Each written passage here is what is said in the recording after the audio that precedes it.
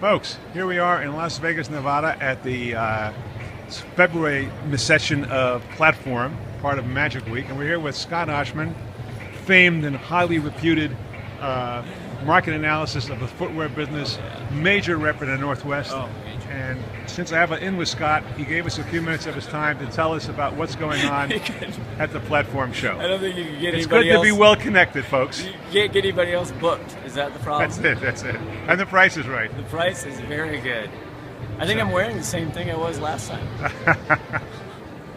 What's your question, Don? My question are, Scott, is there more and more substitutions taking over leather footwear that you see here at the show? Yes. Yes, yes, and yes. I think that is a trend that is continuing, and it has to do with a couple things. It's price, value, as I know for my inside connections, and you should too if you're not already subscribing to HideNet.com. Plug. That was a good plug.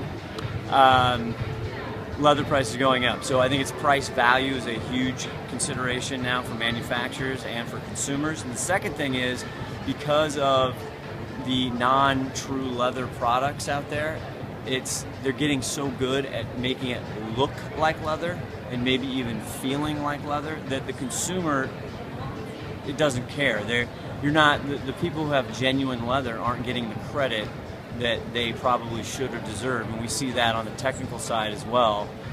People now want perceived value is a big deal. If it's a $100 boot, it needs to be comparative to all the other $100 boots, and that's what's driving a lot of the market. Does that buyer know whether it's leather or fake leather, faux leather? Does the buyer? Consumer. The consumer doesn't know. So they just buy a pair of $100 shoes, they think it's leather, and they don't know. They don't know, and at some point, again, it's that price, it's the brand, it's where they're buying it.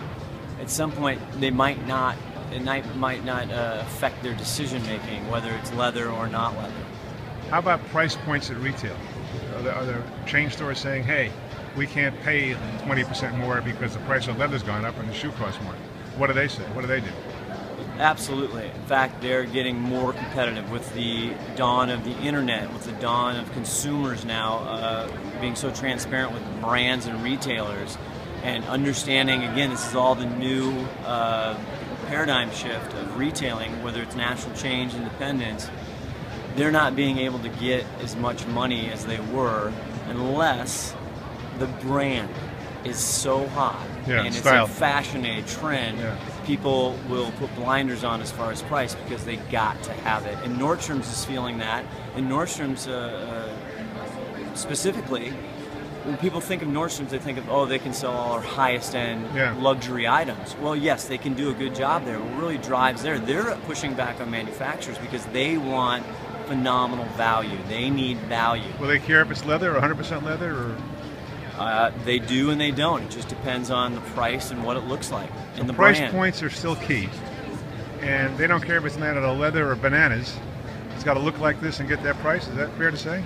Yes, the manufacturer. So margin is always the biggest thing, and it probably has been for a long time. But it's the continuation of that struggle between the raw supply of leather, cost of raw goods going up in leather, full genuine leather, and the manufacturer, the retailer and the consumer, they won't pay more.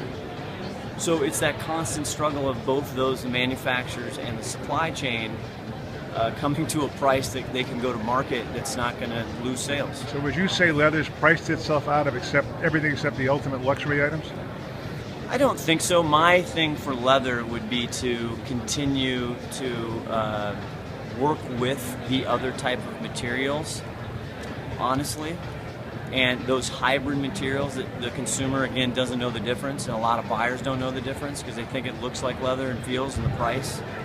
I would suggest the leather industry continue to work to join forces with those other hybrid materials because it still has leather and actually make a good deal with leather.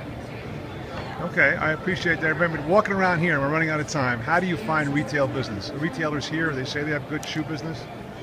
Yes, the weather, obviously, the Midwest, East Coast, again, it's kind of funny. Everybody's like, oh, we're having such a late winter, when I'm not a meteorologist, but if you look back, the winter season has shifted definitely. We've had several different ones. Now, can it go back? Absolutely. But now everyone's holding on to their cold weather insulated product. They have more inventory. They had a very good holiday. I think the overall climate was good for holiday. But people are sitting on, they already got, the big department stores who are leading with their spring and summer products, they're frustrated because they're not selling the spring items. So retail is good. I think retail just needs to be a little patient, and I think they have to adjust their calendars. Scott, I can't thank you enough for taking your time out of the show. I know you're running around like crazy. And many, many thanks for helping us out again. We look forward to seeing you here in August. It's always a pleasure.